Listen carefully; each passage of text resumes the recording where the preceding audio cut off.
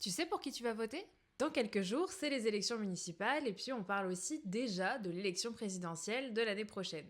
Et toi, tu vas devoir faire un choix, mais est-ce que tu sais que ton vote, il peut être influencé? Selon une étude d'une chercheuse de Sciences Po, il y a entre 50 et 65% des Français qui ont leur positionnement politique qui est influencé par celui de leurs parents. Les familles où les membres votent pareil, elles sont plus nombreuses parmi ceux qui parlent de politique à la maison. Peut-être que toi, en ce moment, à la maison, il y a des discussions sur qui est le meilleur candidat pour la mairie, ou alors sur le clivage extrême-gauche, extrême-droite qui secoue pas mal la France en ce moment. Et si t'as ce genre de conversation autour de toi depuis l'enfance ou l'adolescence, c'est pas étonnant que ça ait une influence sur ton vote. Mais en fait, c'est aussi le cas dans les familles où c'est pas un sujet. Tes parents, ils t'ont transmis des valeurs qui font partie des éléments qui vont te permettre de choisir pour qui tu vas voter.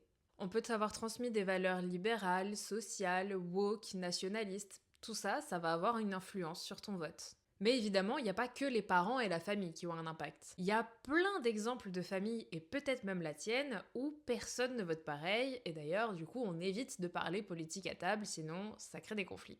Ça, c'est parce qu'il y a aussi une influence de ce que tu as appris à l'école, de ton environnement de travail, de tes amis, etc. La même étude dont je viens de te parler montre que 12% des Français ont un avis politique qui est complètement opposé à celui de leurs parents. Et ce changement, il se fait en majorité de la droite vers la gauche. Et puis, il y a aussi l'impact de ce que tu vois sur les réseaux sociaux. Si t'es tombé sur cette vidéo, c'est que ton algorithme doit comprendre que la politique c'est quelque chose qui t'intéresse, et donc tu dois en voir pas mal. Et peut-être que ça t'est même déjà arrivé de tomber sur la vidéo d'un élu ou d'un influenceur et d'être complètement convaincu par ce qu'il raconte. Et après, tu tombes plus que sur des vidéos du même bord politique et t'es de plus en plus convaincu. Honnêtement, ça m'est même déjà arrivé à moi, alors que quand même c'est mon métier, je devrais pas me faire avoir. Ces vidéos-là, c'est une bonne manière de connaître les actus et les valeurs de certaines personnalités politiques, mais il faut pas oublier qu'il y a un montage derrière. T'as dû les voir à l'Assemblée ou au Parlement à Bruxelles faire un grand discours ou alors tacler leurs opposants qui baissent le nez avec une musique épique en fond.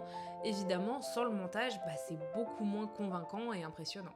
En fait, tout ça, c'est rien de plus qu'une campagne politique un peu comme celle que tu vois dans les médias traditionnels, sauf que là, il n'y a pas de contradictoire, comme ça devrait être le cas dans les médias, et en plus, tout est dans les mains de la personne qui le fait, c'est elle qui décide du montage et de se mettre en avant, évidemment. Alors, fais attention, si tu tombes dessus, à bien multiplier tes sources et surtout à garder ton esprit critique. Et toi, t'as l'impression de te faire influencer par ton entourage ou par les réseaux sociaux? Je te laisse me dire ce que t'en penses.